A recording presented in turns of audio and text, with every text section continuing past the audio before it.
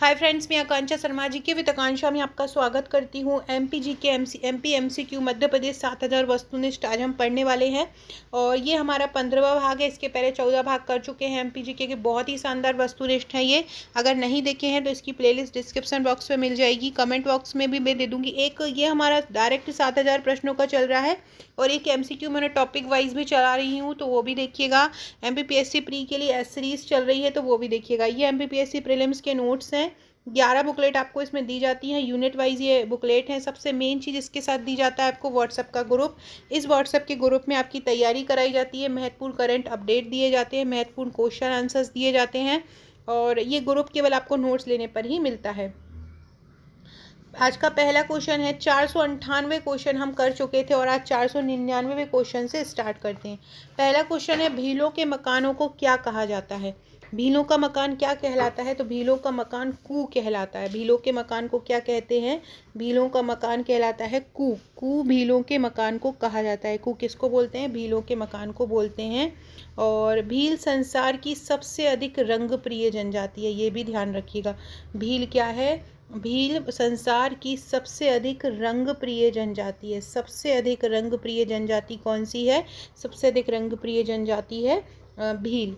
अगला है, गोंड जनजाति के प्रमुख देवता कौन है? तो गोंड जनजाति के प्रमुख देवता कौन है? बूढ़ा देव, दूल्हा देव, ठाकुर देव। तो ये सभी गोंड जनजाति के देवता हैं, तो ये सभी इसका आंसर हो जाएगा।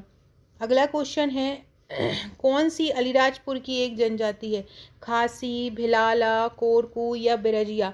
तो अलीराजपुर की प्रमुख जनजाति है भिलाला। और भिलाला है जो एक उपजाति है, ये भील जनजाति की एक उपजाति है। तो कौन अलीराजपुर की एक प्रमुख जनजाति है? भिलाला। ये अनुसूचित जनजाति के अंतर्गत आते हैं। इनको उजाला भील भी कहते हैं क्योंकि भील की उत्पत्ति बिल से हुई थी। इसका अर्थ होता है धनुष चलाने वाला। अगला क्वेश्चन है, अब हमारा ये कलाओं का विकास आएगा। जनजाति का पूरा हमारा एंड हो गया है। पिछले वीडियो से हमने जनजाति का स्टार्ट किया था तो वो जनजाति अब एंड हो चुका है। अगर इसके पूरे जनजाति के क्वेश्चन बहुत ही शानदार हैं तो आप वहाँ पे जाकर प्लेलिस्ट में जाकर इसके पुराने वीडियोस से आप इसका पूरा आपको क्वेश्चन मिल जाएंगे। अगला क्वेश्चन है, कालिदास सम्मान की स्थापना कब हुई थी? कालिदास सम्मान की स्थापना हुई थी 1980 में और कला के क्षेत्र में सृजनात्मक श्रेष्ठता को प्रोत्साहन देने के लिए इसकी स्थापना की गई थी। फ्रेंड, डिस्क्रिप्शन बॉक्स में बताइएगा कालिदास सम्मान में राशि कितनी दी जाती है। अगर आपको मेरे वीडियोस अच्छे लगते हैं तो कमेंट जरूर किया कीजिए। कमेंट करके बताइएगा कि जो कालिदास सम्मान है उसमें राशि कितनी दी जाती है पुरस्कार स्वरूप। अगला है, तानसेन सम्मान की स्थापना कब हुई थी? तानसेन सम्मान की स्थापना भी हुई थी 1980 में। अगला है, तानसेन सम्मान किस क्षेत्र में दिया जाता है? तो तानसेन सम्मान किस क्षेत्र में दिया जाता है? संगीत के क्षेत्र में दिया जाता है। 2 लाख रुपए इसमें राशि दी जाती है। फ्रेंड, और ये जो राशि 2 लाख थी ये पहले दी जाती थी, लेकिन 2021 के बाद में ये राशि बढ़ गई है और अब ये राशि हो गई है तानसेन सम्मान की 5 लाख। अब तानसेन सम्मान में वर्तमान में कितनी राशि दी जाती है? 5 लाख दी जाती है। प्रदेश सरकार द्वारा सुगम संगीत के लिए दिए जाने वाले लता मंगेशकर पुरस्कार की स्थापना कब हुई थी? लता मंगेशकर पुरस्कार की स्थापना भी 1984 में हुई थी और इसमें भी राशि बढ़ाकर 5 लाख कर दी है लता मंगेशकर सम्मान में। एक वीडियो लेके आऊँगी जिसमें करंट अफेयर्स के जितने भी पुरस्कार और सम्मान हैं वो आप लोगों के लिए कराऊंगी। सरकार द्वारा कविता के लिए 3 लाख रुपए का कौन सा सम्मान दिया जाता है? तो पहले ये 1 लाख दिया जाता था, फिर वर्तमान में ये 3 लाख दिया जाता है। तो ये कौन सा सम्मान है जो भारतीय कविता के लिए दिया जाता है? कबीर सम्मान। कौन सा है? कबीर सम्मान। और उर्दू के लिए दिया जाता है इकबाल सम्मान। ये भारतीय कविता के लिए कबीर सम्मान। अगला है, मध्य प्रदेश शासन साहित्य पुरस्कार कौन से हैं? कबीर सम्मान, इकबाल सम्मान, मैथिली शरण गुप्त, सभी। तो ये सभी जो है वो साहित्य सम्मान है। मध्य प्रदेश उत्सव का आयोजन कहाँ पर होता है? ये एमपीपीएससी में एक बार पूछ चुके हैं। मध्य प्रदेश उत्सव का आयोजन कहाँ पे होता है? दिल्ली में होता है। और प्रदेश की संस्कृति विकास तथा लोक परंपराओं की यहाँ पर झांकी प्रदर्शित होती है। मध्य प्रदेश में स्थित भारत भवन किससे संबंधित है? तो भारत भवन का उद्घाटन हुआ था 13 फरवरी 1982 को और यह ललित और प्रदर्शनकारी कलाओं का एक समागम स्थल है। तो भारत भवन किसका है? भारत भवन क्या है? तो ललित कला का है, प्रदर्शनकारी कला का है और साहित्य का है, तीनों का है। स्थापना कब हुई थी? 13 फरवरी 1982 को हुई थी। फ्रेंड, डिस्क्रिप्शन बॉक्स में आपको मेरे WhatsApp group, Telegram group, Facebook और ट्विटर का लिंक मिल जाएगा, ज्वाइन कर लीजिएगा। आकांक्षा 1957 मेरी इंस्टा आईडी है। अगर आपने इसको अभी तक फॉलो नहीं किया है तो आकांक्षा 1957 को फॉलो कर लीजिएगा। यहाँ आपको महत्वपूर्ण क्वेश्चन, महत्वपूर्ण करंट अपडेट मिलते रहेंगे, महत्वपूर्ण जीके के क्वेश्चन मिलते रहेंगे और मोटिवेशनल थॉट भी मिलता रहेगा। मध्य प्रदेश के भोपाल नगर में स्थित रविंद्र भवन क्या है? भोपाल में एक जो रविंद्र भवन है वो क्या है? विशाल संग्रहालय है, विशाल भवन है, विशाल सभागार है, क्या है? तो ये जो मध्य प्रदेश का जो रविंद्र भवन है भोपाल में, वो एक विशाल सभागार है, बड़ी बड़ी सभाएं वहाँ होती हैं। मध्य प्रदेश कला परिषद की स्थापना 1952 में हुई थी। कहाँ पर हुई थी?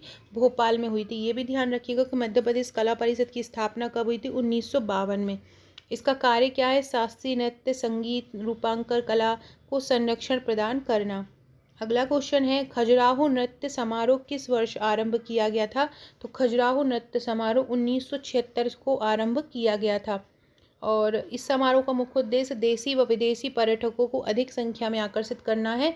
वर्तमान में 2023 फरवरी में इसका 49वां संस्करण हुआ था। अभी वर्तमान में कौन सा हुआ था?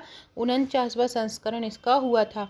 भारत भवन का उद्घाटन इंदिरा गांधी ने कब किया था? तो भारत भवन की स्थापना हुई थी 1982 में और इंदिरा गांधी ने इसका उद्घाटन किया था 13 फरवरी 1982 को। कब किया था? 13 फरवरी 1982 को किया था। अगला क्वेश्चन है, राष्ट्रीय हिंदी रंगमंच समारोह का आयोजन कहाँ किया जाता है? राष्ट्रीय हिंदी रंगमंच समारोह का आयोजन होता है भोपाल में। कहाँ पर होता है राष्ट्रीय हिंदी रंगमंच समारोह का आयोजन? कहाँ होता है? तो राष्ट्रीय हिंदी रंगमंच समारोह का आयोजन होता है भोपाल में। अगला क्वेश्चन है, मध्य प्रदेश संस्कृत अकादमी, मध्य प्रदेश संस्कृत अकादमी का गठन कब हुआ? तो मध्य प्रदेश संस्कृत अकादमी का गठन हुआ था 1985 में और इसने काम करना स्टार्ट कब किया था? 1986 में। तो मध्य प्रदेश संस्कृत अकादमी का गठन कब हुआ? 1985 में हुआ।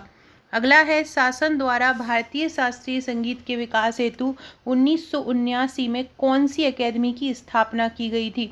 भारतीय संस्कृति संगीत के विकास के लिए कौन सी अकादमी की स्थापना हुई थी 1979 में?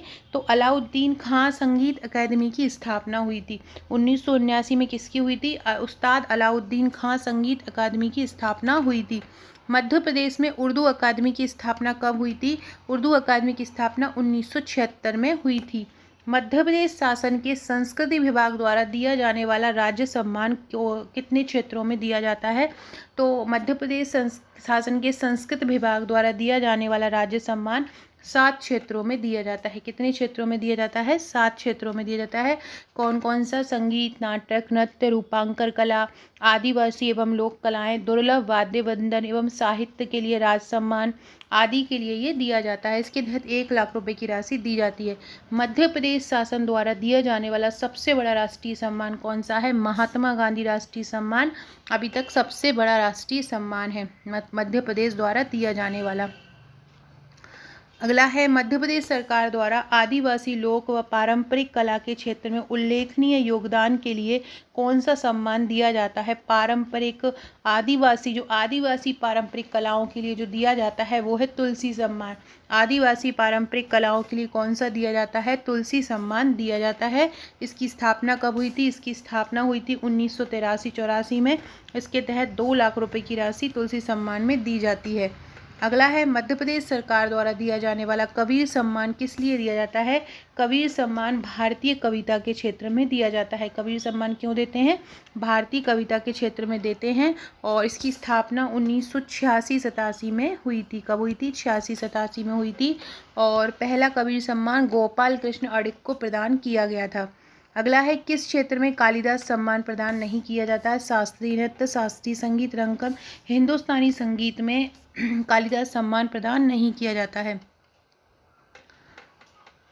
अगला है, शास्त्रीय संगीत के क्षेत्र में गायन एवं वादन हेतु युवा कलाकार को कौन सा पुरस्कार दिया जाता है?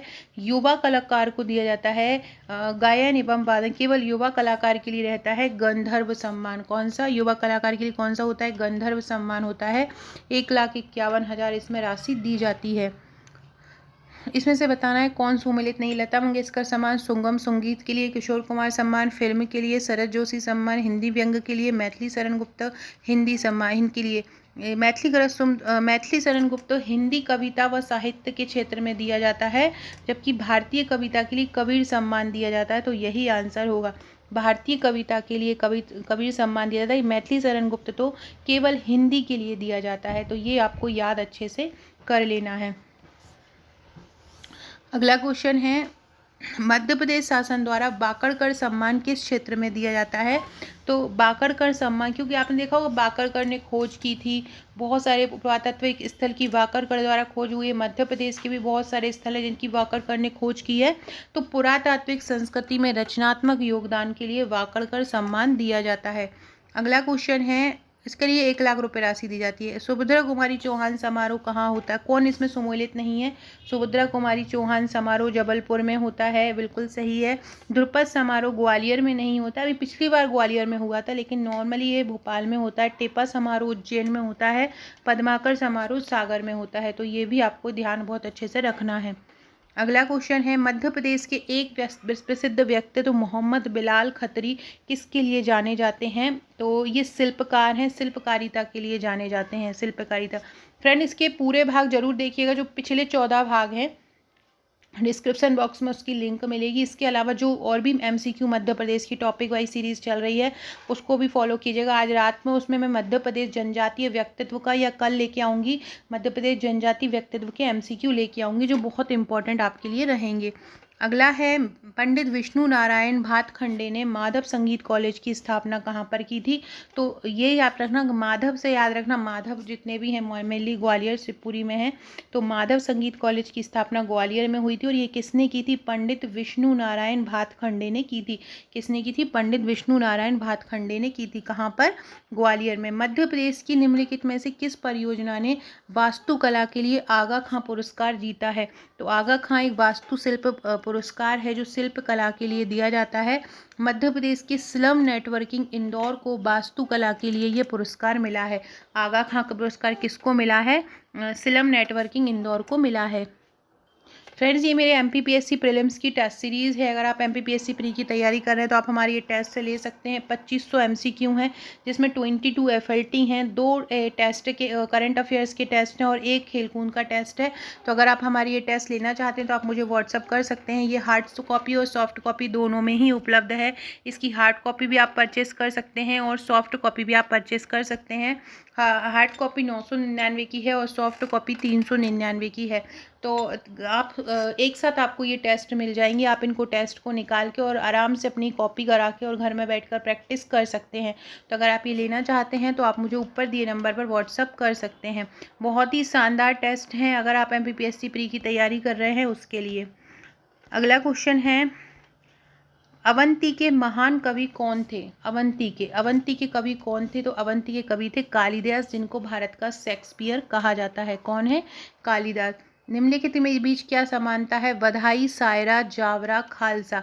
इनमें क्या है। बधाई क्या है, जावरा क्या है। तो बधाई नॉर्मली आप लोग नृत्य के रूप में देखते हैं। तो ये क्या है। नृत्य। कोई ऑप्शन में सभी नृत्य के रूप में है, जो मध्य प्रदेश के अलग अलग क्षेत्रों में किए जाते हैं। फ्रेंड, ये जो जिससे मैं ये पढ़ा रही हूँ इसकी PDF भी आप परचेस कर सकते हैं। 99 रुपये में आप इसके ये 3000 प्रश्नों की PDF ले सकते हैं। पीर बुधान का मेला कहाँ लगता है। पीर बुधान का मेला भाद्रपद माह में शिवपुरी जिले के सांवरा गांव में लगता है। अमृता शेरगिल फेलोशिप किस क्षेत्र में दी जाती है। अमृता शेरगिल फेलोशिप ललित कला के क्षेत्र में दी जाती है। किस क्षेत्र में दी जाती है। अमृता शेरगिल फेलोशिप ललित कला के क्षेत्र में दी जाती है और उसमें 1000 रुपये प्रति माह दिया जाता है। अगला है, चंडी देवी का मेला कहाँ लगता है। चंडी देवी का मेला सीधी जिले के घोघरा गांव में लगता है। कहाँ पर। सीधी जिले के घोघरा गांव में चंडी देवी का मेला लगता है। सो फ्रेंड्स, ये थे हमारे आज के क्वेश्चन। बहुत ही शानदार क्वेश्चन थे। ऐसे और क्वेश्चन के लिए चैनल को सब्सक्राइब कीजिएगा। न्यू है तो आपको इसके पूरे पार्ट मिलते रहेंगे। Okay friends, thank you.